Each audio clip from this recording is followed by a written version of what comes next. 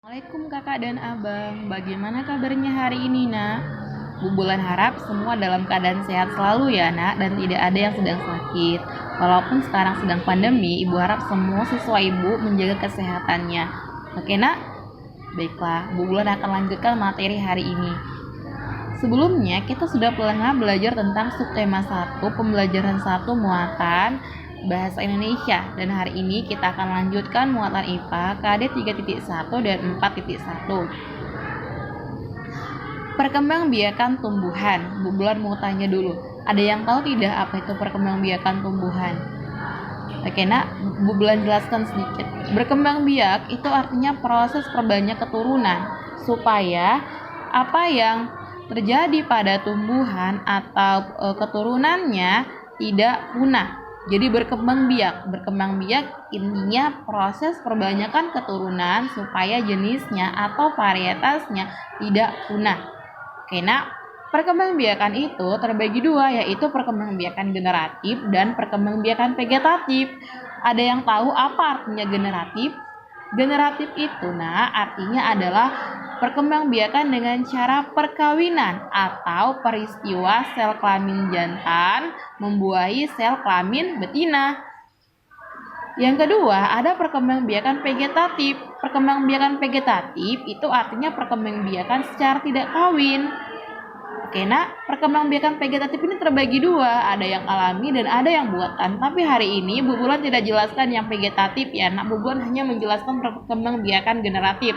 Untuk perkembangbiakan vegetatif akan kita pelajari di pembelajaran selanjutnya ya nak. Oke, Bu Bulan jelaskan, perkembangbiakan generatif pada tumbuhan adalah perkembangbiakan yang terjadi melalui peleburan sel kelamin jantan dan sel kelamin betina. Tumbuhan memiliki alat perkembangbiakan, yaitu disebut namanya bunga. Jadi bunga melakukan perkembangbiakan dengan cara penyerbukan.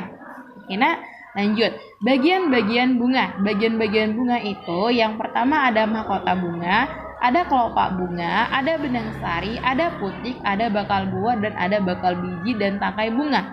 Ada yang tahu apa sih fungsi si mahkota bunga ini? Ada yang tahu? Jadi mahkota bunga itu berfungsi untuk memperindah atau mempercantik bunga.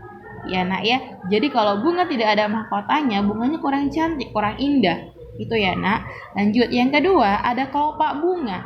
Kelopak bunga itu apa? Kelopak bunga itu adalah bagian yang melindungi bunga ketika bunga masih dalam keadaan kuncup. Lanjut, ada benang sari. Benang sari itu adalah alat kelamin betina atau jantan. Ada yang tahu? Ya, jadi benang sari itu adalah alat kelamin jantan pada bunga. Yang selanjutnya ada putik. Putik itu adalah alat kelamin betina pada bunga. Dan ada bakal buah, yaitu calon buah. Dan ada bakal biji juga. Lanjut, ada tangkai bunga. Tangkai bunga itu berfungsi untuk melindungi bunga ketika mulai kembang atau supaya tangkainya itu untuk memegang, ibaratnya supaya tangkai itu tidak jatuh bunganya. Oke nak, Bu Bulan jelaskan sedikit ya. Tadi Bu Bulan sudah bilang penyerbukan itu artinya peristiwa jatuhnya sel telur ya atau benang sari. Masih ingat tidak? Oke, jadi penyerbukan itu adalah peristiwa jatuhnya benang sari. Benang sari yang dari mana? Benang sari atau kepala sari, masih ingat tidak? Jadi penyerbukan itu adalah peristiwa jatuhnya serbuk sari kepala putik. Jadi kepala sari ini di dalamnya ada serbuk-serbuk kecil-kecil warna kuning, itu yang disebut namanya serbuk sari.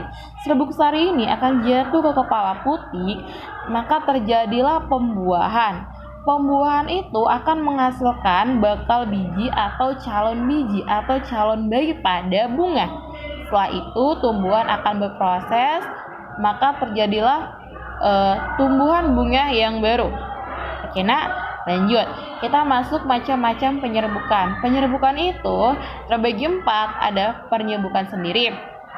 Penyerbukan sendiri itu adalah penyerbukan yang serbuk sarinya itu jatuh pada tumbuhan itu sendiri pada putiknya. Jadi serbuk sari jatuh ya kepala putik tumbuhan itu sendiri, hanya satu tumbuhannya. Itulah yang disebut namanya penyerbukan sendiri. Lanjut, yang kedua, penyerbukan tetangga. Penyerbukan tetangga adalah penyerbukan yang serbuk sarinya jatuh ke kepala putik tumbuhan yang di sebelahnya atau dalam satu tumbuhan yang sama, masih satu tangkai. Oke, nah lanjut. Yang ketiga ada penyerbukan silang. Penyerbukan silang adalah penyerbukan yang terjadi pada dua tumbuhan yang sama tetapi sudah berbeda tangkainya dan varietasnya masih sama. Itu disebut silang. Dia hampir mirip seperti penyerbukan tetangga. Ya, nah, lanjut ada penyerbukan basar. Penyerbukan basar itu adalah penyerbukan yang terjadi pada dua tumbuhan yang berbeda dan berbeda varietasnya tetapi masih dalam satu jenis. Contoh misalnya bunga kembang sepatu.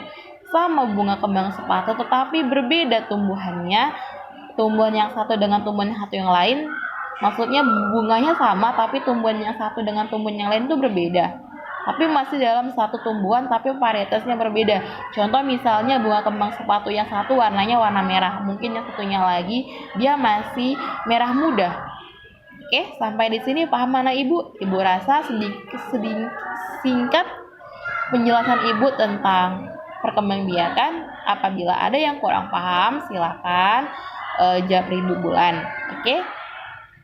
Apabila sudah mengerti dan sudah paham, silakan dilanjutkan mengerjakan buku Bu Pena yang ada bacaannya Ayo Berlatih di halaman 5. Ya, Nak. Oke. Selamat mengerjakan. Bu Bulan tunggu ya pekerjaannya. Terima kasih. Assalamualaikum warahmatullahi wabarakatuh.